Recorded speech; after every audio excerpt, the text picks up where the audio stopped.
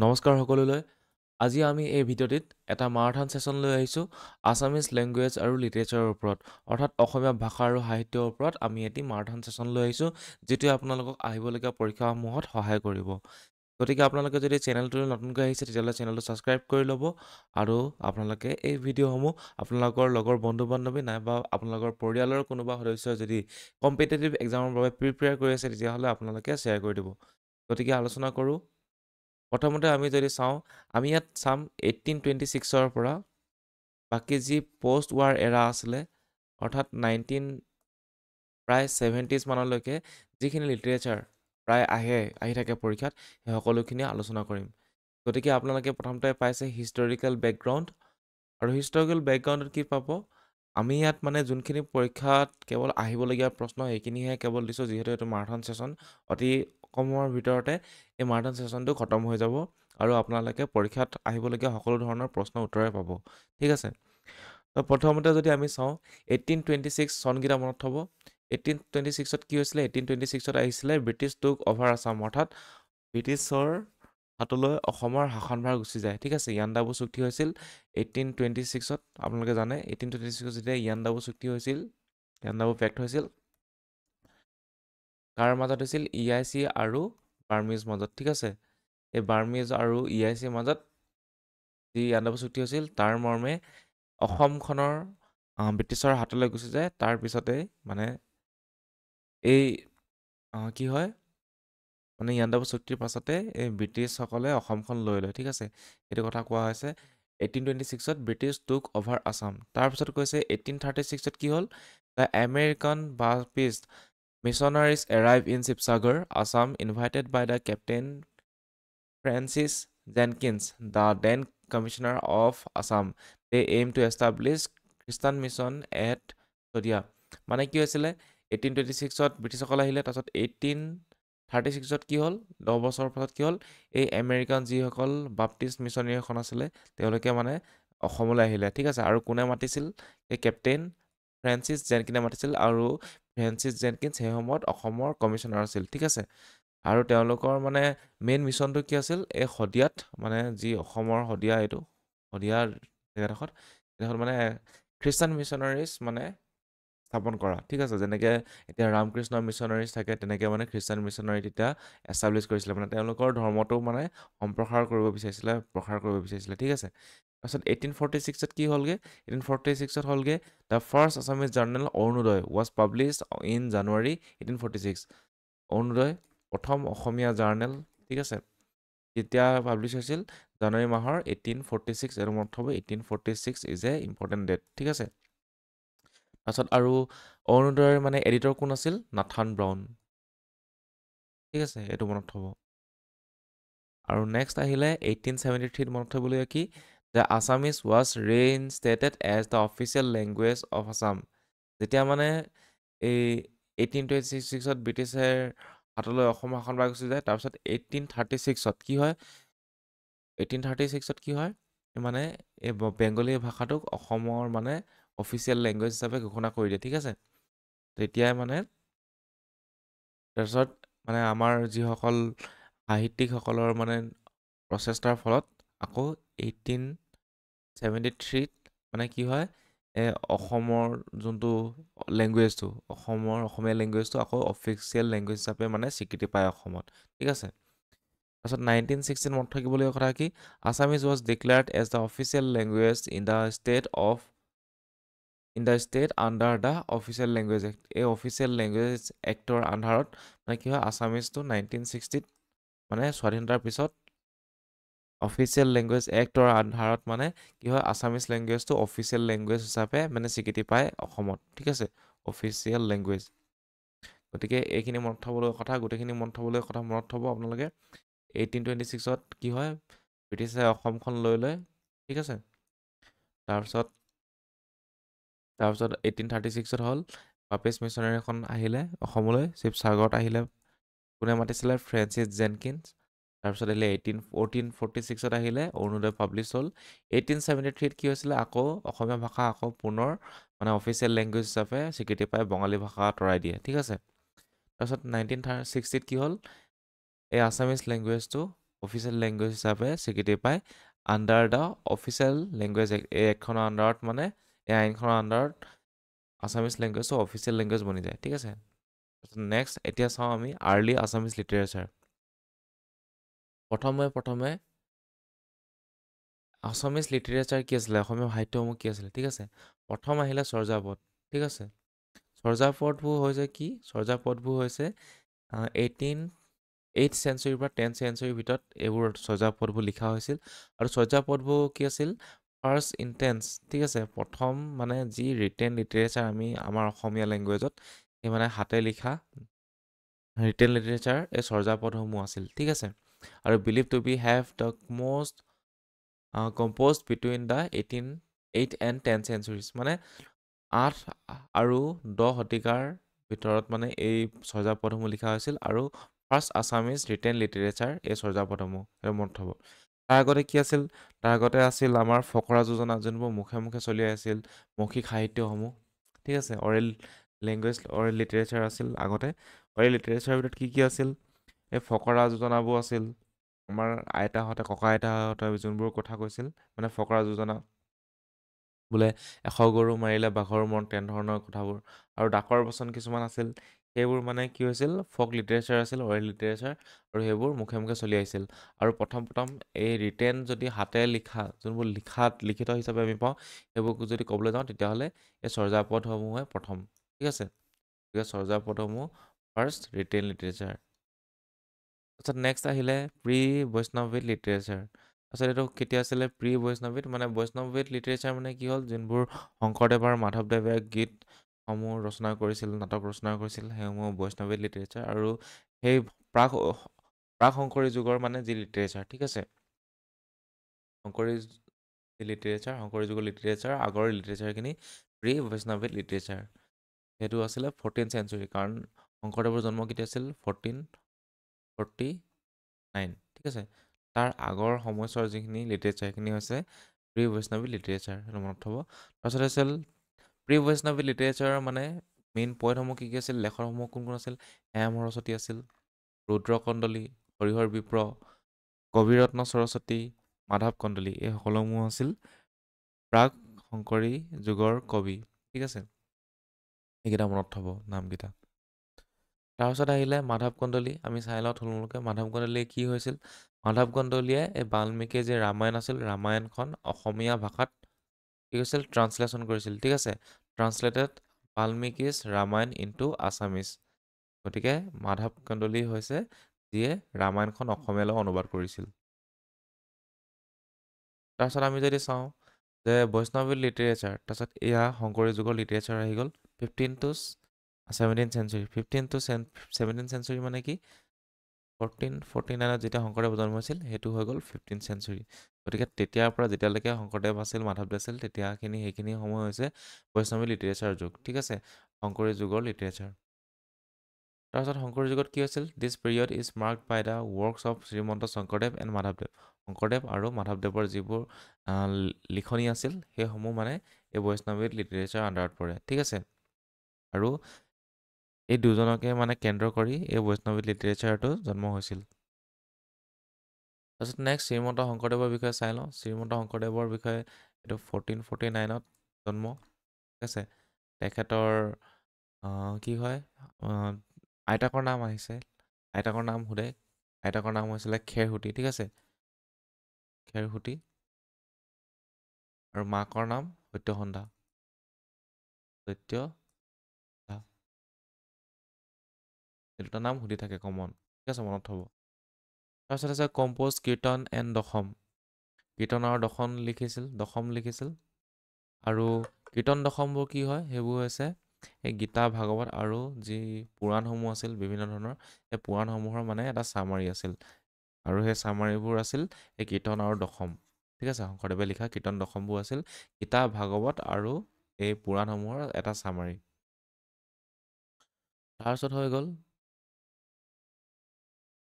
আদাৰ works include Ram বিজয়, মানে শংকৰদেৱে লিখা বেলেগ আৰু লিখনিসমূহ কি আছিল, ৰাম বিজয় লিখিছিল, ঠিক আছে। এইবোৰ নাটক আছিল পাৰিজাত হৰণ, পত্নী প্ৰসাদ, কালিয়া দমন, কেলিগোপাল, ৰুক্মিণী হৰণ, চিহ্ন যাত্ৰা, এইটো চাইনা নহয়, এইটো চিহ্ন যাত্ৰা হ'ব।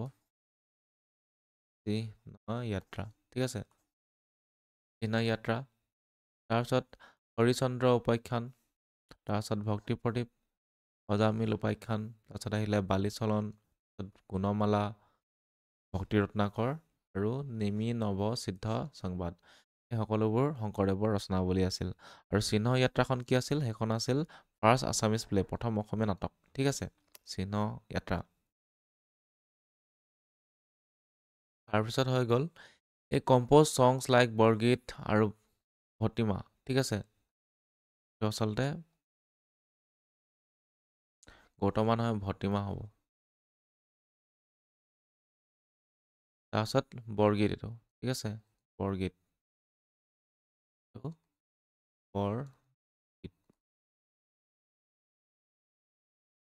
বৰগীত লিখিছিল। কিমান লিখিছিল? অৰিজিনেলি 250 লিখিছিল, কিন্তু পিছলৈ মানে অকল কেৱল মাত্ৰ 35টাহে মানে বাচি আছে বৰ্তমান সময়ত, ঠিক আছে। 250 বৰগীতৰ ভিতৰত 35টাহে কেৱল বাচি থাকিল, বাকীখিনি মানে জুই লাগি গ'ল, ঠিক আছে। তাৰপিছত মাধৱদেৱৰ বিষয়ে চাই লওঁ অলপ। মাধৱদেৱৰ মানে নটেবল ৱৰ্কছ ইনক্লুড নামঘোষা। নামঘোষাখনক কি বুলি কোৱা হয়?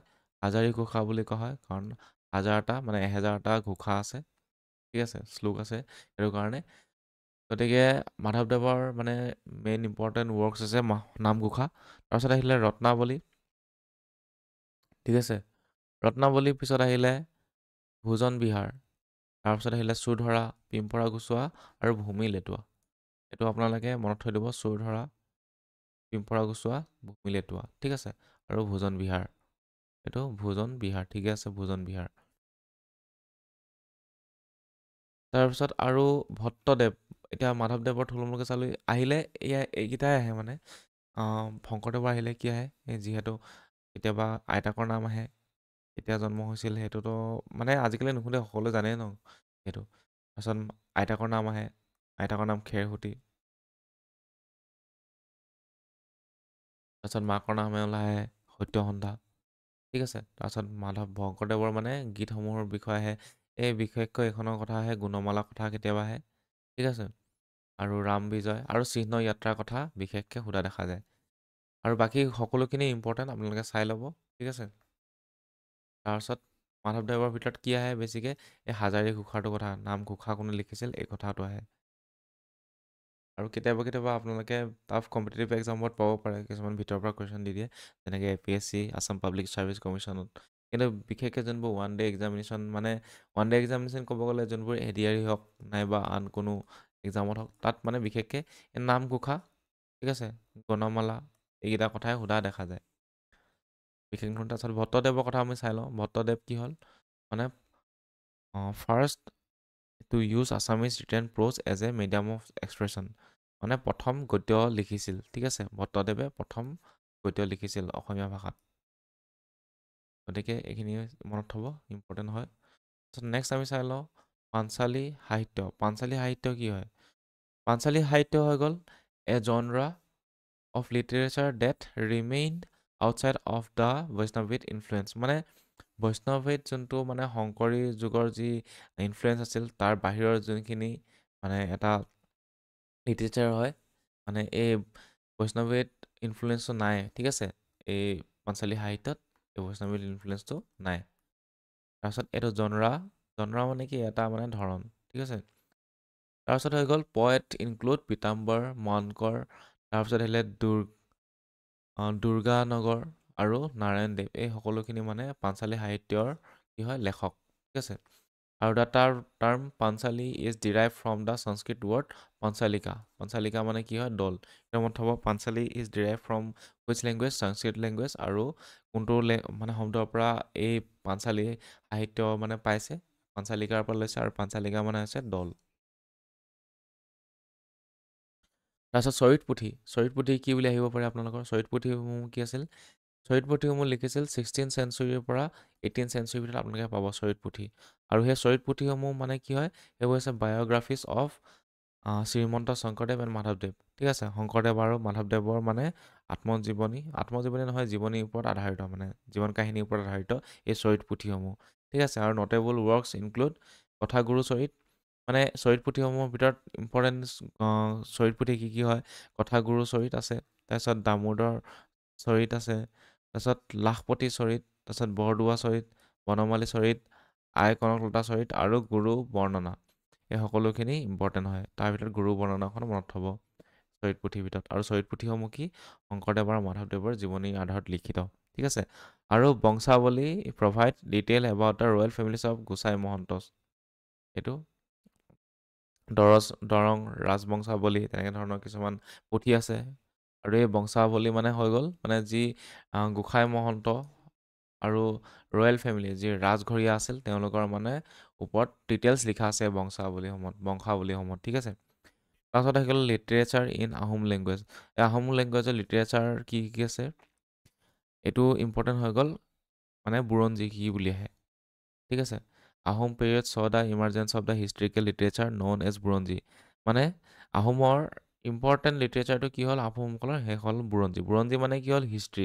আহোমসকলে আহি কিনিয়ে মানে অসমত হিষ্ট্ৰী লিখা আৰম্ভ কৰিছিল, বুৰঞ্জী লিখা আৰম্ভ কৰিছিল। আৰু সেইবাবে আমি আহোমসকলৰ লগতে সেই সময়ৰ যি কণ্টেম্পৰেৰী যি ৰাজ্য আছিল, ধৰক কছাৰী ৰাজ্য আছিল, চুতীয়া ৰাজ্য আছিল, সকল আছিল, ঠিক আছে, বৰাহী আছিল, মৰাণ আছিল, সকলোবোৰ বিষয়ে আমি মানে এটা ডিটেইলছ পাওঁ, ঠিক আছে। এই আৰু আহোমসকলৰ যোনটো বুৰঞ্জী আছিল। আৰু বুৰঞ্জী কি হয় বুলি কুৱেশ্যন আহে, সেইটো হ'ল আহোম ক্ৰনিকলছ, ঠিক আছে। এইটো ইম্পৰ্টেণ্ট, এইটো আহিয়ে থাকে। মানে বুৰঞ্জী কি হয় মানে হোৱাট আৰ দ্য বুৰঞ্জীজ তেনেকৈ ধৰণৰ আহে। তাৰপিছত অপশ্যন থাকিব আপোনালোকৰ আহোম ক্ৰনিকলছ বুলি। ত' সেইটোৱে মানে আনচাৰ হ'ব, ঠিক আছে, আহোম ক্ৰনিকলছ। তাৰপিছত হৈ গ'ল পুৰণি অসমৰ বুৰঞ্জী ইজ দ্য অল্ডেষ্ট নন বুৰঞ্জী। এই বুৰঞ্জীসমূহৰ ভিতৰত এই পুৰণি অসমৰ বুৰঞ্জী যিখন আছে সেইখনে হৈছে আটাইতকৈ মানে অল্ডেষ্ট, আটাইতকৈ পুৰণি, ঠিক আছে মনত। আৰু ইয়াৰ ভিতৰতো আহোম লিটাৰেচাৰৰ ভিতৰত মানে আপোনালোকৰ হেৰি আহে, এইটো কি কয়, এই সুকুমাৰ কাইথৰ কথা আহে, ঠিক আছে।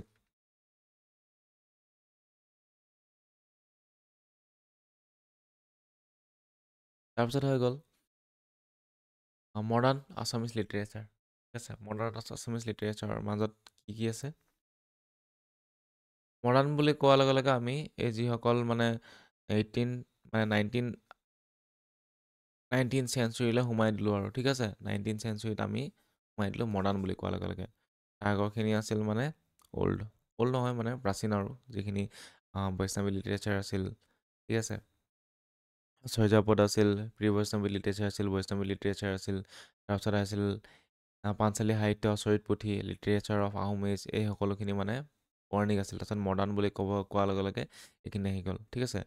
আৰ্লি মডাৰ্ণ পিৰিয়ড কি পৰে, কি আহিলে আমি চন ৱাইজ চাই যাম। মানে যোনখিনি পৰীক্ষাৰ ফালৰ পৰা অতিকৈ ইম্পৰ্টেণ্ট সেইখিনিহে আমি ডিছকাশ্যন কৰিছোঁ, ঠিক আছে। ত' এইটো মনত থ'ব, চনৰ সৈতে গোটেইখিনি মনত থ'ব, বিশেষকৈ হাইলাইট কৰাখিনি মনত থ'ব। তাৰপিছত 1813 চনত কি হ'ল, Pandit Atmaram Sharma translated Bible into Assamese, ঠিক আছে। Making Dharma Pustak, the first printed book of the Assamese, ঠিক আছে।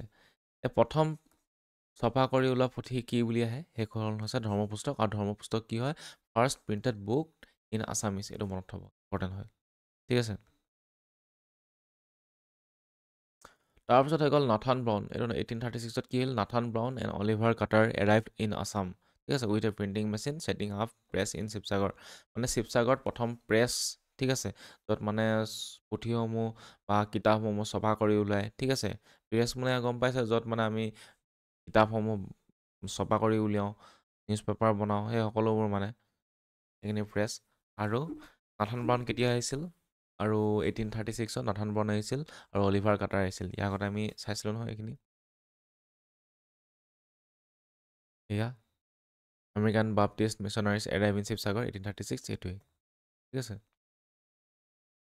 তাৰপিছত হৈ গ'ল 1839ত কি হ'ল, William Robinson published A grammar of Assamese language. A grammar of Assamese language এখন কোনে লিখিছিল, উইলিয়াম ৰবিনছনে লিখিছিল। এইটো ইমান এতিয়ালৈকে অহা দেখা নাই, কিন্তু মানে পৰীক্ষাত ক'ব নোৱাৰি কেতিয়া কি দি দিয়ে। তাৰপিছত হৈ গ'ল অসম বুৰঞ্জী কোনে লিখিছিল, কাশীনাথ তামুলী ফুকন, এইটো মনত থ'ব, 1841ত। চনৰ সৈতে মনত থ'ব, ঠিক আছে, চনৰ সৈতে মনত থ'ব। কাশীনাথ তামুলী ফুকনে কি লিখিছিল, অসম বুৰঞ্জী লিখিছিল। তাৰপিছত হৈ গ'ল Nathan Brown publish grammatical notes of the Assamese language. এই grammatical notes of the Assamese language বুকখন কোনে লিখিছিল? এখন লিখিছিল নাথান ব্ৰাউন 1848ত। Nathan Brown. তাৰপিছত হৈ গ'ল ট্ৰান্সলেটেড 1849ত কি হ'ল? The translation of the New Testament of the Bible was publish. ঠিক আছে, বাইবেলখন নতুনকৈ পাব্লিছ কৰা হ'ল। ঠিক আছে, এইটো ইমান ইম্পৰ্টেণ্ট নহয়, এইটো নাচালেও হ'ব। তাৰপিছত হৈ গ'ল 1849ত আনন্দৰাম ঢেকীয়াল ফুকন ৰদ অসমীয়া ল'ৰাৰ মিত্ৰ। এই অসমীয়া ল'ৰাৰ মিত্ৰ কোনে লিখিছিল? এখন আনন্দৰাম ঢেকীয়াল ফুকনে লিখিছিল, এইটো মনত থ'ব। তাৰপিছত চনটো পাৰিলে মনত থ'ব 1849। তাৰপিছত 1855ত কি হ'ল? A few remarks of the Assamese language was published. ঠিক আছে, a few remarks on the Assamese language এইখন বুকখন লিখিছিল কেতিয়া? 1855ত। আৰু এইখন কোনে লিখিছিল আপোনালোকে কমেণ্ট কৰি কিনে জনাব। ঠিক আছে, তাৰপিছত হৈ গ'ল 1867ত the Miles Bronson compile the first Assamese dictionary Asomiya ইংৰাজী অভিধান। এই অসমীয়া আৰু ইংৰাজী অভিধান বুলি প্ৰথমখন কি উলিয়ালে? আছামিজ ডিক্সনাৰী উলিয়ালে কোনে? Miles Bronson. ঠিক আছে, আৰু এই আছামিজ ইংলিছ অভিধানৰ অসমীয়া ইংৰাজী অভিধানখনৰ কিমান ৱৰ্ডছ আছিল টোটেল? আছিল 1400 ৱৰ্ডছ। ঠিক আছে, মনত থ'ব 1400 ৱৰ্ডছ আছিল। কোনে লিখি উলিয়াইছিল?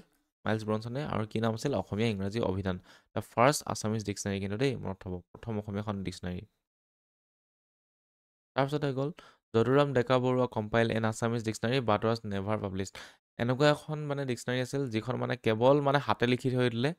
ঠিক আছে, কিন্তু মানে সেইখন কেতিয়াও পাব্লিছ নকৰিলে, মানে মানুহৰ হাতত গৈ নপৰিলগৈ। সেইখন লিখিছিল যদুৰাম ডেকা বৰুৱাই। এনেকৈ আহিব পাৰে the dictionary which has never published. ঠিক আছে, সেইটো মানে কোনে লিখিছিল? তো আহিব পাৰে যদুৰাম ডেকা বৰুৱা, মনত থ'ব। এতিয়া আমি ইয়াৰ পৰা মানে কি কি মনত থ'বলগীয়া? প্ৰথমতে চাব বাইবেল কোনে ট্ৰান্সলেট কৰিছিল। ঠিক আছে, এইটো কুৱেশ্যন এটা বনিব। তাৰপিছত আহিলে গ্ৰামাৰ অফ আছামিজ লেংগুৱেজ কোনে লিখিছিল? উইলিয়াম ৰবিনছ। তাৰপিছত অসম বুৰঞ্জী কোনে লিখি থৈছিল? কাশীনাথ তামুলী ফুকন। তাৰপিছত grammatical notes of the Assamese language, এইটো কোনে পাব্লিছ কৰিছিল? নাথান ব্ৰাউন, মনত থ'ব। তাৰপিছত থ'ব মনত অসমীয়া ল'ৰাৰ মিত্ৰ কোনে লিখিছিল? আনন্দৰাম ঢেকীয়াল ফুকন।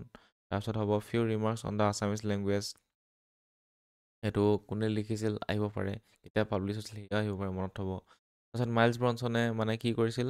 প্ৰথম অসমীয়া ডিক্সনাৰী লিখিছিল। কিমান ৱৰ্ডছ আছিল? 14,000 ৱৰ্ড। তাৰপিছত হৈ গ'ল অসমীয়া ইংৰাজী অভিধান নামটো। তাৰপিছত যদুৰাম ডেকা বৰুৱাই এখন কি লিখিছিল? ডিক্সনাৰী লিখিছিল, যোনখন কেতিয়াও পাব্লিছ কৰা নহ'ল, সেইটো মনত থ'ব। তাৰপিছত হৈ গ'ল এবাৰ অৰুণোদয় এণ্ড আৰ্লি পাব্লিকেশ্যনছ। অৰুণোদয় এইটো আমি ইতিমধ্যে পঢ়িছোঁ, কেতিয়া মানে পাব্লিছ হৈছিল? 1846ত। আৰু কোন আছিল? কোনে এখন এডিটৰ কোন আছিল অৰুণোদয়? এয়া আছিল, ইয়াত আপোনালোকে পাব নাথান ব্ৰাউন। ঠিক আছে, এয়া Nathan Brown as its editor, first editor. আৰু কিমান চনত পাব্লিছ হৈছিল? 1846ত। ঠিক আছে, 1846 মনত থ'ব। তাৰপিছত আহিল দ্য ফাৰ্ষ্ট আছামিজ জাৰ্নেল আছিল এই অৰুণোদয়খন। তাৰপিছত আহিলে ৰাম নৱমী। ৰাম নৱমী কি হয়? ৰাম নৱমী হয় এখন কি? First modern Assamese play. প্ৰথম মডাৰ্ণ আছামিজ প্লে এখন হৈছে ৰাম নৱমী। আৰু প্ৰথম অসমীয়া নাটকখন কি হৈছে? এখন হৈছিলে চিহ্ন যাত্ৰা। কোনে লিখিছিল? এইখন Chihna Yatra, considered as the first Assamese play. ঠিক আছে, আৰু যদি মডাৰ্ণ প্লে বুলি কোৱা হয় তেতিয়াহ'লে কি হ'ব? এখন হ'ব ৰাম নৱমী। ঠিক আছে, আৰু কোনে লিখিছিল? গুণাভিৰাম বৰুৱা। ঠিক আছে, আৰু এই ৰাম নৱমীখনত প্ৰথম ক'ত পাব্লিছ কৰিছিল? এখন অৰুণোদয়ত বাতৰি কাকতখনত পাব্লিছ কৰিছিল। তাৰপিছত আমি চাই লওঁ এতিয়া হেমচন্দ্ৰ বৰুৱাৰ বিষয়ে। হেমচন্দ্ৰ বৰুৱাই কি কৰিছিল? পাব্লিছড ৱৰ্ক লাইক আদিপাঠ, তাৰপিছত পাঠমালা, অসমীয়া ল'ৰাৰ ব্যাকৰণ, স্বাস্থ্য বা গা ভালে ৰাখিবৰ উপায়, তাৰপিছত সমীয় ব্যাকৰণ। ঠিক আছে, তাৰপিছত পাহাৰচলীয়া অভিধান হ'ব লাগিছিল এখন, কিন্তু এইখিনি লিখিছিল। আৰু হেমচন্দ্ৰ বৰুৱাৰ বিশেষ অৱদান কি হয়? এখন হ'ল হেমকোচ। হেমকোচখন কি হয়? হেমকোচখন হৈ গ'ল মানে ফাৰ্ষ্ট জেনুইন আছামিজ ডিক্সনাৰী, মানে যোনখন যেনেকুৱা ডিক্সনাৰী যেনেকুৱা ধৰণৰ হ'ব লাগে সেই তেনেকুৱাই ডিক্সনাৰী প্ৰথমখন আছিল এই হেমকোচখন। আৰু কিমান চনত পাব্লিছ হৈছিল? 1900। মনত থ'ব, হেমচন্দ্ৰ বৰুৱাই হেমকোচ লিখিছিল। কিমান চনত পাব্লিছ হৈছিল? 1900 চনত। আৰু এখন ফাৰ্ষ্ট আছামিজ জেনুইন ডিক্সনাৰী হয়। ঠিক আছে, কেনেকুৱা মানে ডিক্সনাৰীবোৰ যেনেকুৱা ধৰণৰ হ'ব লাগে তেনেকুৱা ধৰণে লিখি উলিয়াইছিল প্ৰথমখন ডিক্সনাৰী। তাৰপাছত আৰু ছেটাইজ লিখিছিল, ফাৰ্ষ্ট কানিয়াৰ কীৰ্তন কোনে লিখিছিল? হেমচন্দ্ৰ বৰুৱাই। আৰু বাহিৰে ৰংচং ভিতৰে কুঁৱা ভাতৰি, এইটো আপোনালোকে শুনিছে চাগে, বাহিৰে ৰংচং ভিতৰে কুঁৱা ভাতৰি, এইটো কোনে লিখিছিল? হেমচন্দ্ৰ বৰুৱা। ঠিক আছে, মনত থ'ব। নেক্সট আমি চাই লওঁ গুণাভিৰাম বৰুৱা। গুণাভিৰাম বৰুৱা কি লিখিছিল? ৰাম নৱমী। আৰু ৰাম নৱমীখন কি? এখন আমি ইতিমধ্যে চাইছোঁ, the first modern drama in Assamese, প্ৰথমখন অসমীয়া নাটক, মানে first modern Assamese drama, Ram নৱমী। ঠিক আছে, কোনে লিখিছিল? গুণাভিৰাম বৰুৱাই। আৰু এই ৰাম নৱমীখন কিহৰ ওপৰত লিখা হৈছিল? এখন উইডৰ ৰিমিজ, যি বিধৱা, মানে যি পুনৰ বিবাহ, তাৰ ওপৰত বেছ কৰি কিনি এই ৰাম নৱমীখন লিখা হৈছিল। তাৰপিছত আহিলে আনন্দৰাম ঢেকীয়াল ফুকনৰ জীৱন চৰিত্ৰ, এইখনো লিখিছিল গুণাভিৰাম বৰুৱাই। তাৰপিছত সেইখন মানে কি? First modern biography. ঠিক আছে, এই ৰাম নৱমীখন হৈ গ'ল কি হ'ল? প্ৰথম অসমীয়া মডাৰ্ণ, ঠিক আছে, আধুনিক অসমীয়া নাটক। তাৰপিছত আৰু প্ৰথম আধুনিক অসমীয়া বায়'গ্ৰাফী। বায়'গ্ৰাফী হৈ গ'ল যদি আমি কাৰোবাৰ জীৱনৰ ওপৰত আমি লিখোঁ, জীৱন কাহিনীৰ ওপৰত আধাৰত যদি আমি লিখোঁ, সেয়া হৈ গ'ল বায়'গ্ৰাফী। আৰু যদি নিজে যেতিয়া নিজৰ ওপৰত কাহিনীৰ ওপৰত লিখা হয়, সেইটো হৈ গ'ল অটোবায়'গ্ৰাফী। ঠিক আছে, অটোবায়'গ্ৰাফী বুলি কোৱা হয়। নিজেই যদি লিখোঁ, যদি নিজে লিখোঁ, যদি বেলেগে লিখে তেতিয়াহ'লে কেৱল মাত্ৰ বায়'গ্ৰাফী। গতিকে সেই বায়'গ্ৰাফীখন প্ৰথম মডাৰ্ণ বায়'গ্ৰাফী আছিল কোনখন? আনন্দৰাম ঢেকীয়াল ফুকনৰ জীৱনৰ চৰিত্ৰৰ ওপৰত লিখিছিল, এখন গুণাভিৰাম বৰুৱাই লিখিছিল। ঠিক আছে, তাৰপিছত হৈ গ'ল আদাৰ ৱৰ্কছ ইনক্লুড, চৌমাৰ ভ্ৰমণ বুলি লিখিছিল। তাৰপিছত ল'ৰা পুথি, অসমীয়া ল'ৰাৰ ভূগোল, কাব্য কুসুম আৰু কঠিন শব্দৰ ৰহস্য, এই সকলোবোৰ লিখিছিল গুণাভিৰাম বৰুৱাই। কিন্তু ইম্পৰ্টেণ্ট হৈ গ'ল ৰাম নৱমীখন আহিবই, আৰু এখন আহিব এইখন first modern biography in Assamese, Anandaram Dhekial ফুকনৰ জীৱন চৰিত্ৰ। চবতকৈ ইম্পৰ্টেণ্ট হৈ গ'ল ৰাম নৱমী। ঠিক আছে, ৰাম নৱমী কোনে লিখিছিল আহে, কাৰণ সেইখন first modern drama in Assamese. তাৰপিছত আৰু এটা আছে অসম বন্ধু, যি মেগাজিনখন আছিল, তাৰো মানে এই গুণাভিৰাম বৰুৱা এডিটৰ আছিল আৰু পাব্লিছ কৰিছিল। ঠিক আছে, আৰু আছাম বন্ধু কিমান চনৰ পৰা কিমান চনলৈ চলিছিল? 1885 পৰা 1886 ভিতৰত, ঠিক আছে, পাব্লিছ হৈছিল। তাৰপিছত হৈ গ'ল ৰোমাণ্টিক আৰু জোনাকী এজ, মানে ৰোমাণ্টিক এজ অৰ জোনাকী এজ কেতিয়াৰ পৰা ষ্টাৰ্ট হৈছিল? যেতিয়া জোনাকী কাকতখন প্ৰকাশ পাইছিল। ঠিক আছে, কেতিয়া প্ৰকাশ পাইছিল? 1889 চনত, এইটো মনত থ'ব। জোনাকী প্ৰকাশ কেতিয়া পাইছিল? 1889 চনত। আৰু 1889 চনৰ পৰাই মানে জোনাকী যুগ নাইবা ৰোমাণ্টিক যুগ বুলি কোৱা হয়, অসমীয়া ৰোমাণ্টিক যুগ মানে ষ্টাৰ্ট হৈছিল। ঠিক আছে, ইয়াত লিখিছে 1889, এইটো মনত থ'ব। জোনাকী প্ৰকাশ পাইছিল 1889ত। তাৰপিছত launch with Chandra Kumar Agarwala as its first editor, মানে চন্দ্ৰ কুমাৰ আগৰৱালা আছিল প্ৰথমজন এডিটৰ। ঠিক আছে, আৰু জোনাকীৰ first editor, who was the first editor of Assamese, কি হ'ব? পিৰিয়ডিকেল জোনাকী যদি আহে, who was the first editor of Assamese periodical Jonaki, সেয়া হ'ব চন্দ্ৰ কুমাৰ আগৰৱালা। ঠিক আছে, আৰু কোন চনত পাব্লিছ হৈছিল? 1889, এইটো মনত থ'ব। আৰু চন্দ্ৰ কুমাৰ আগৰৱালা দুটা মনত থ'ব, এইটো এটা জোনাকী যদি কথা কোৱা হয়। জোনাকী যুগ কেতিয়াবা ষ্টাৰ্ট হৈছিল বুলি ক'লে? 1889, চন্দ্ৰ মনত থ'ব। তাৰপিছত হৈ গ'ল the triumvirate of the Assamese language. Triumvirate of the Assamese literature কি হয়? মানে ত্ৰিমূৰ্তি, তিনিটা মূৰ্তি, ত্ৰিমূৰ্তি বুলি কোৱা হয়।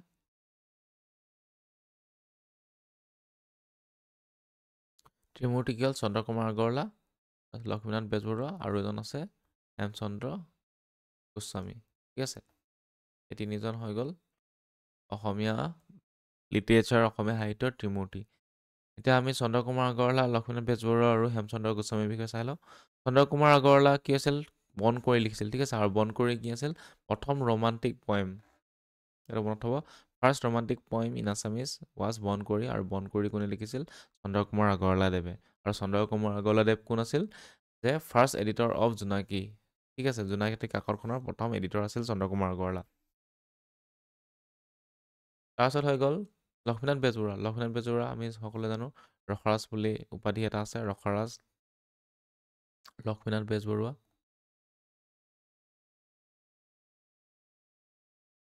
তাৰপিছত হৈ গ'ল, ইয়াক কি বুলি কোৱা হয়? Uncrowned emperor of the Assamese literature. ঠিক আছে, আছামিজ লিটাৰেচাৰ আনক্ৰাউন এম্পেৰৰ বুলি কোৱা হয় লক্ষ্মীনাথ বেজবৰুৱাদেৱক। তাৰপিছত হৈছে পয়েমছ ইনক্লুড ধনবৰ ৰতনে লিখিছিল, এইটো ইম্পৰ্টেণ্ট হয়, ধনবৰ ৰতনে কোনে লিখিছিল আহে। তাৰপিছত আহিলে প্ৰিয়তমা লিখিছিল, বীন বৰাগী লিখিছিল আৰু অসম সংগীত লিখিছিল। অসম সংগীত মানে কি হ'ল, অ মোৰ আপোনাৰ দেশ, অ মোৰ আপোনাৰ দেশ, অ মোৰ চিকনি দেশ, ঠিক আছে, এই সংগীতটি কোনে লিখিছিল, লক্ষ্মীনাথ বেজবৰুৱাদেৱে। আৰু এইটো অসমৰ মানে ৰাষ্ট্ৰীয় মানে জাতীয় সংগীত, ঠিক আছে, ষ্টেট এন্থেম অফ আছাম। তাৰপিছত হৈ গ'ল হেমচন্দ্ৰ গোস্বামীৰ বিষয়ে চাই লওঁ। হেমচন্দ্ৰ গোস্বামী কি আছিল, দ্য ৰথ প্ৰিয়তমাৰ চিঠি। প্ৰিয়তমাৰ চিঠি এখন কি হয়, প্ৰথম অসমীয়া চনেট, ফাৰ্ষ্ট আছামিজ চনেট কি বুলি আহে, সেইখন হৈছে প্ৰিয়তমাৰ চিঠি, কোনে লিখিছিল, হেমচন্দ্ৰ বৰুৱা। আৰু অসমীয়া ভাষাৰ মানে ত্ৰিমূৰ্তি কি হয়, ত্ৰিমূৰ্তি হৈ গ'ল, প্ৰথমতে আহিলে চন্দ্ৰ কুমাৰ আগৰৱালা, তাৰপিছত হৈ গ'ল লক্ষ্মীনাথ বেজবৰুৱা, তাৰপিছত হৈ গ'ল হেমচন্দ্ৰ কি, হেমচন্দ্ৰ গোস্বামী। এই তিনিজন হৈ গ'ল অসমীয়া ভাষাৰ ত্ৰিমূৰ্তি অৰ্থৱ। তাৰপিছত আদাৰ নোটেবল ফিগাৰ্ছ, যদি আৰু বেলেগ বেলেগ যিসকল লেখকসমূহ আছিল, সাহিত্যিকসমূহ আছিল, সেইসমূহসকলে অসমীয়া ভাষাত বিশেষ অৱদান দি থৈ গৈছে। সেইসকলৰ ভিতৰত হৈছে মফিজুদ্দিন আহমেদ হাজৰিকা, যাক আমি জ্ঞান মালিনীৰ কবি বুলি কওঁ, ঠিক আছে, কাৰণ তেখেতৰ মানে যিখন বেষ্ট লিখনি আছিল, তাতকৈ ভাল লিখনিখন আছিল জ্ঞান মালিনী, গতিকে আমি তেখেতক জ্ঞান মালিনীৰ কবি বুলি কওঁ, মফিজুদ্দিন আহমেদ হাজৰিকা। তাৰপিছত হৈ গ'ল আনন্দ চন্দ্ৰ আগৰৱালা, যাক আমি কি বুলি কওঁ, ভাঙনি কোঁৱৰ বুলি কওঁ। ভাঙনি কোঁৱৰ মানে কি, ভাঙনি কোঁৱৰ মানে তেখেতে মানে 74টা পয়েমছ মানে ক'লে আছামিজলৈ ট্ৰান্সলেট কৰিছিল, যিহেতু মানে ট্ৰান্সলেশ্যনটোক অসমীয়াত ভাঙনি বুলি কোৱা হয়, ঠিক আছে, গতিকে তেখেতক ভাঙনি কোঁৱৰ, আনন্দ চন্দ্ৰ আগৰৱালা। তাৰপিছত হৈছে অম্বিকাগিৰি ৰায়চৌধুৰী, যিয়ে মানে পেট্ৰিয়টিক পয়েমছ লিখিছিল, পেট্ৰিয়টিক মানে দেশপ্ৰেমমূলক মানে তেখেতে কবিতা ৰচনা কৰিছিল, আৰু তাৰ ভিতৰত ইম্পৰ্টেণ্ট মানে পয়েমখিনি হৈছে তুমি, বীণা, অনুভূতি, তাৰপিছত দেশে ভগৱান। মানে তেখেত মানে একদম পূৰা পেট্ৰিয়টিক আছিল, মানে বহুত মানে দেশমূলক মানে গীত ৰচনা কৰিছিল। তাৰপিছতে হৈ গৈছিল শৈলাধৰ ৰাজখোৱা। শৈলাধৰ ৰাজখোৱা কি কোন আছিল, তেখেত মানে লিখিছিল কি পচন প্ৰতিমা, আৰু পচন প্ৰতিমা কি আছিল, ৰোমান্টিক পয়েম বেছ অন হিষ্টৰিক থিম। এই হিষ্টৰিক থিমৰ ওপৰত বেছ কৰি কিনি লিখা ৰোমান্টিক পয়েম আছিল এই পচন প্ৰতিমা, আৰু কোনে লিখিছিল, শৈলাধৰ ৰাজখোৱা। যতীন্দ্ৰনাথ দুৱৰা, যাক আমি কি বুলি কওঁ, বনফুলৰ কবি বুলি কওঁ, ঠিক আছে, অমৰ তীৰ্থ, আৰু তেখেত মানে অমৰ তীৰ্থ যোনখন বেলাজ আছিলে তাৰ বাবে জনাজাত।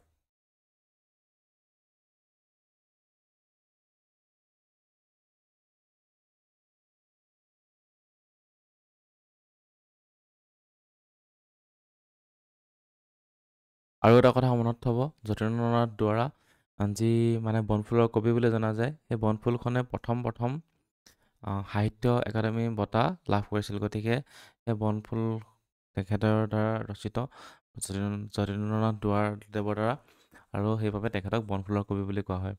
আৰু কিমান চনত মানে সাহিত্য একাডেমি পাইছিল, সেইটো পাইছিল 1955ত, ফাৰ্ষ্ট সাহিত্য একাডেমি এৱাৰ্ড উইনাৰ। তাৰপিছত নেক্সট আমি চাওঁ ফিমেল পয়েটছ কি কোন কোন আছিল ইম্পৰ্টেণ্ট, নলিনীবালা দেৱী, ঠিক আছে, তাৰপিছত নলিনীবালা দেৱীৰ মানে ৱৰ্কছ কি আছিল, সন্ধিয়াৰ সুৰ, তাৰপিছত সপোনৰ সুৰ, পৰশমণি, অলকানন্দা। এই অলকানন্দাখনৰ বাবে বিশেষ ইম্পৰ্টেণ্ট হয় এই নলিনীবালা দেৱী, কাৰণ এইখনো সাহিত্য একাডেমি এৱাৰ্ড পাইছিল। তাৰপিছত আহিছিল ধৰ্মেশ্বৰী দেৱী বৰুৱানী। ধৰ্মেশ্বৰী দেৱী বৰুৱানী কি কৈছিলে, কি কৰি লিখিছিলে, ৰ'দ, ফুলৰ শৰাই আৰু প্ৰাণৰ পৰশ, এই দুখন লিখনি লিখিছিল, ঠিক আছে। তাৰপিছত আমি আহি গ'লোঁ তাৰপিছত Ananda Chandra Barua. Ananda Chandra Barua translated works of Persian poet Hafiz and হাফিজুৰ চুৰ। তেখেতে মানে আনন্দ চন্দ্ৰ বৰুৱাই কি কৈছিল, এই পাৰ্চিয়ান পয়েট হাফিজৰ আৰু হাফিজ, গতিকে এখতৰ মানে ট্ৰান্সলেশ্যন কৰিছিল ৱৰ্কছসমূহ। তাৰপিছত আহিল দেৱৰকন্দা বৰুৱা। এইটো আচলতে দেৱকান্ত বৰুৱা হ'ব, দেৱকান্ত বৰুৱা। দেৱকান্ত বৰুৱাৰ মানে তেখেত মানে লাষ্ট ৰোমেণ্টিক পয়েট আছিল, ঠিক আছে। ৰোমেণ্টিক পয়েট মানে কি, এই ৰোমেণ্টিক যুগৰ একদম শেষৰজন পয়েট আছিল বুলি তেখেতক মানে ধৰি লোৱা হয়। আৰু তেখেতৰ মানে লিখনি কি আছিল ইম্পৰ্টেণ্ট এটা কবিতা আগৰ দেখিছা, এইটো কুৱেশ্যন আহিছে মানে PYQ আহিছে, এইটো মনত থ'ব। আগৰ দেখিছা কোনে লিখিছিল বুলি আহিছিলে, ঠিক আছে। অপশ্যনত আছিল নৱকান্ত বৰুৱা, দেৱকান্ত বৰুৱা, ঠিক আছে। এতিয়া শুদ্ধ আনচাৰটো আছিল দেৱকান্ত বৰুৱা, ঠিক আছে। দেৱকান্ত বৰুৱা, দেৱকান্ত বৰুৱা।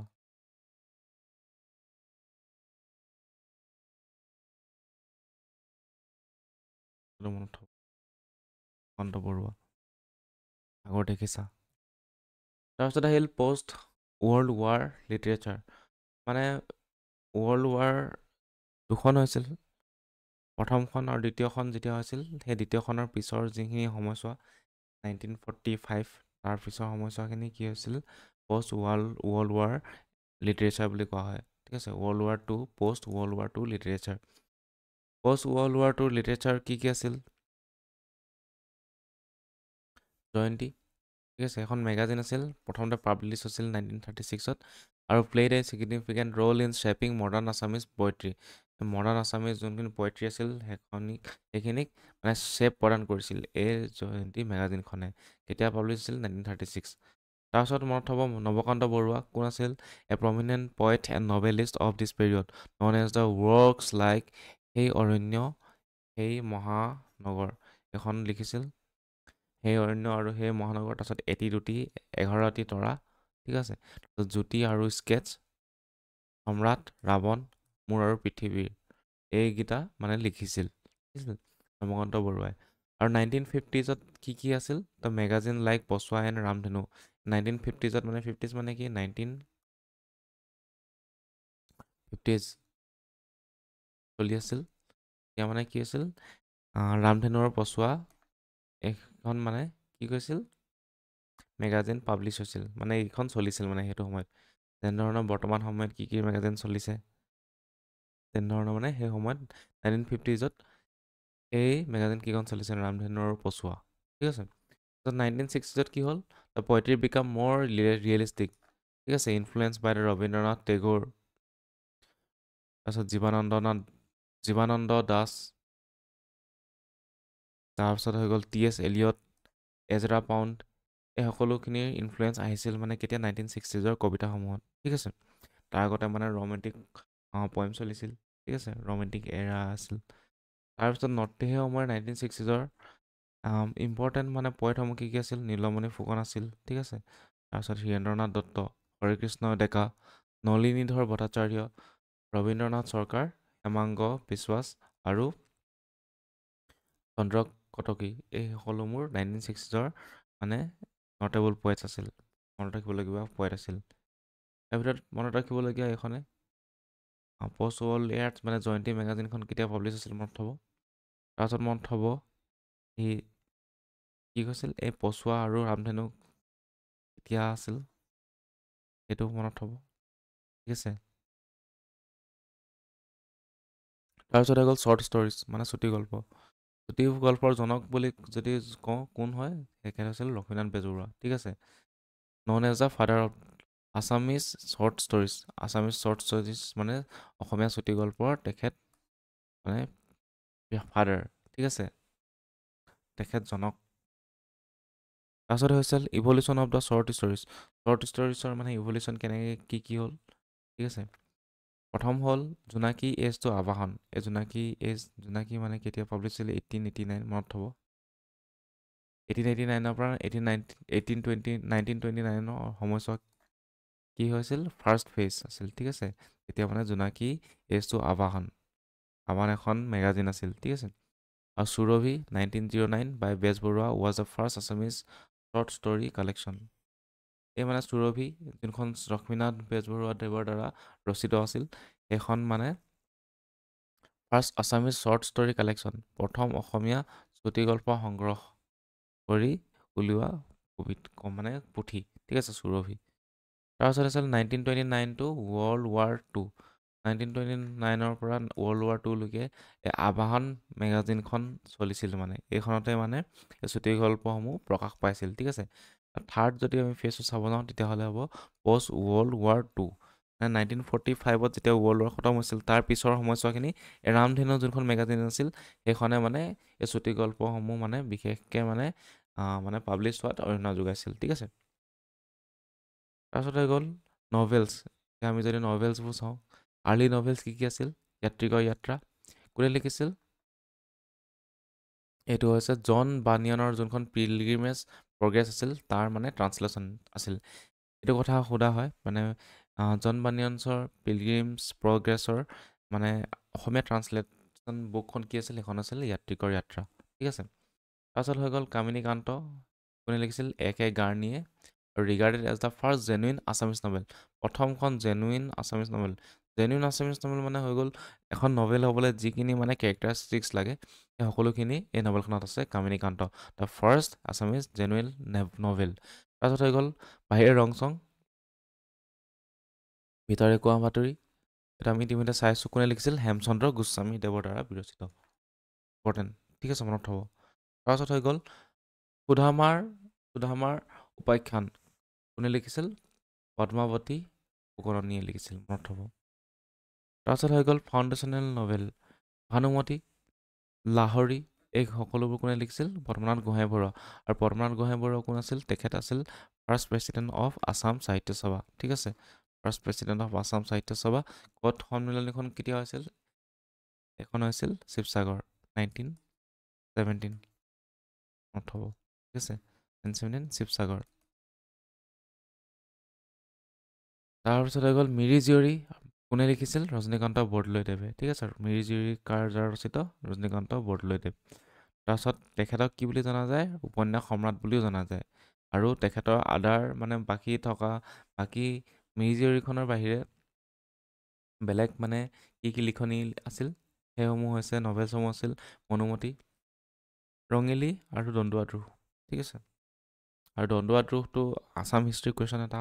দন্দুৱা দ্ৰোহ কোনে কৰিছিল যদি আহে তেতিয়া হ'ব হৰদত্ত আৰু বীৰদত্ত ঠিক আছে। তো হৰদত্ত আৰু বীৰদত্ত দুটা মনত হ'ব। দন্দুৱা দ্ৰোহ যদি কয় আছাম হিষ্ট্ৰীত এই দুজনে মানে এই দন্দুৱা দ্ৰোহ কৰিছিল।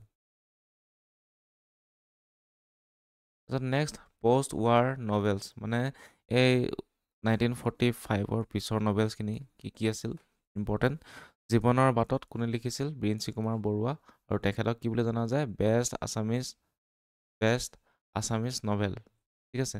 এই জীৱনৰ বাটতখন বেষ্ট আছামিজ নভেল আছিল ঠিক আছে। পষ্ট ৱাৰ এৰাৰ মানে ৱৰ্ল্ড ৱাৰ টুৰ পাছৰ এৰাটোত। তাৰপিছত হৈছে সেউজী পাতৰ কাহিনী কোনে লিখিছিল? ৰচনা বৰুৱা, মনত থ'ব। তাৰপিছত সূৰুযমুখীৰ স্বপ্ন কোনে লিখিছিল? ছাইদ আব্দুল মালিক। আৰু তেখেতৰ বেষ্ট নভেল আছিল এখন মানে সূৰুযমুখীৰ স্বপ্ন। আৰু তেখেতৰ আদাৰ ইম্পৰ্টেণ্ট ৱৰ্কছ কি আছিল? এখন আছিল ৰতিহাৰ যাত্ৰী আৰু এটা হ'ল অঘৰী আত্মাৰ কাহিনী। এই অঘৰী আত্মাৰ কাহিনীখন কি পোৱা? সাহিত্য একাডেমি এৱাৰ্ড পোৱা ঠিক আছে। এখন কোনে লিখিছিল বুলি আহে মনত থ'ব ছাইদ আব্দুল মালিক। তাৰপিছত হৈ গ'ল কাছৰ দৰে হীৰাৰ দৰে ঠিক আছে। এইটো হ'ল কোনে লিখিছিল? First Assamese trilogy by Gobinda Prasad Sharma published in 1960, এইটো মনত থ'ব। তাৰপিছত হৈ গ'ল এতিয়া আমি মামণি ৰয়ছম গোস্বামী বিষয়ে চাওঁ। ইয়াৰ কুৱেশ্যন এটা আহে তেখেতৰ মানে অৰিজিনেল নেম কি আছিল? তেখেতৰ অৰিজিনেল নেম আছিল ইন্দিৰা গোস্বামী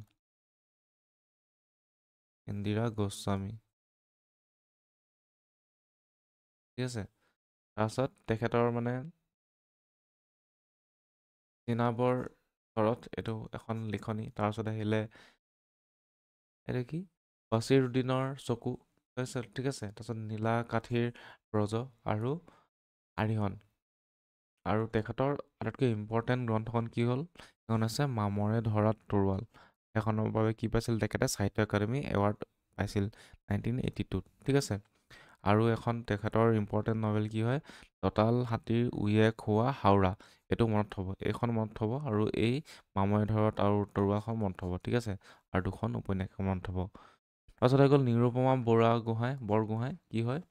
অভিযাত্ৰী লিখিছিল আৰু কি পাইছিল? অভিযাত্ৰীখনে সাহিত্য একাডেমি এৱাৰ্ড পাইছিল ঠিক আছে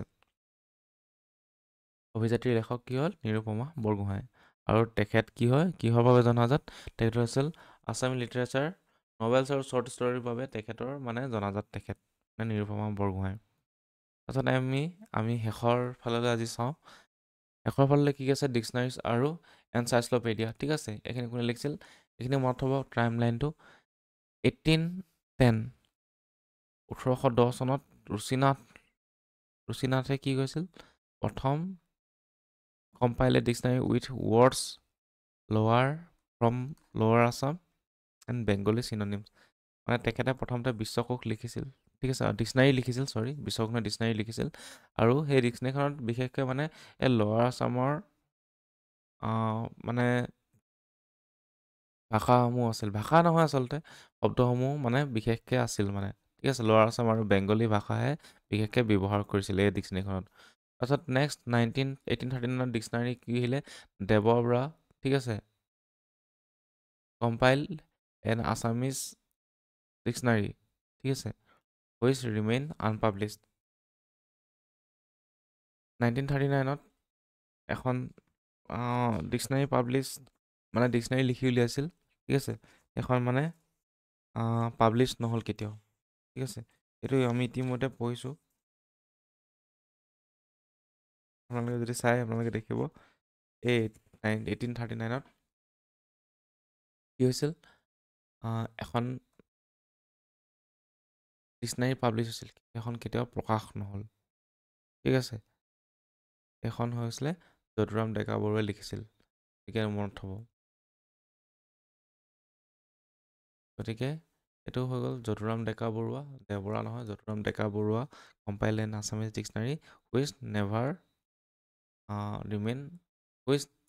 ৰিমেইন আনপাব্লিছ মানে পাব্লিছ নহ'ল 1839 চনত মানে এই লিখিছিল ঠিক আছে তাৰপিছত ৰুচিনাথ তামুলী ফুকনে মানে ডিক্সনাৰী লিখিছিল কিন্তু সেইখন কি আছিল লোৱাৰ আছামৰ ভাষা আছিল আৰু বেংগলী চিননিমছসমূহ আছিল চিননিমছসমূহ হৈছে একে সমাৰ্থক শব্দ আৰু এণ্টনিম মানে হৈছে বিপৰীত শব্দ ঠিক আছে তাৰপিছত 1869ত কি হ'ল মাইন্স ব্ৰনছনে প্ৰথমখন অসমীয়া ইংৰাজী অভিধান লিখি উলিয়ালে ঠিক আছে এখন হৈছিলে নামটো হৈছিলে অসমীয়া আৰু ইংৰাজী অভিধান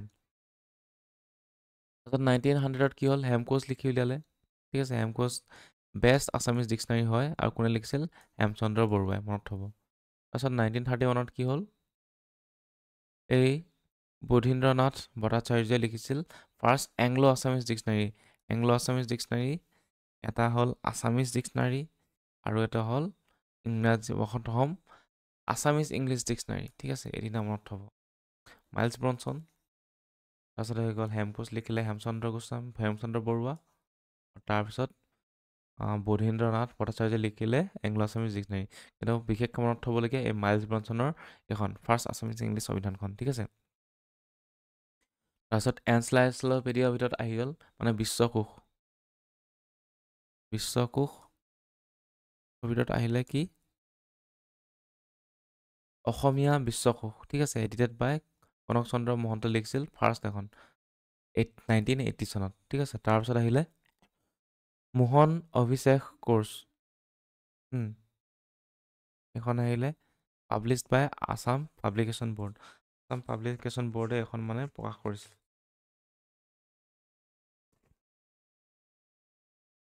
তাৰপিছত আহি গ'ল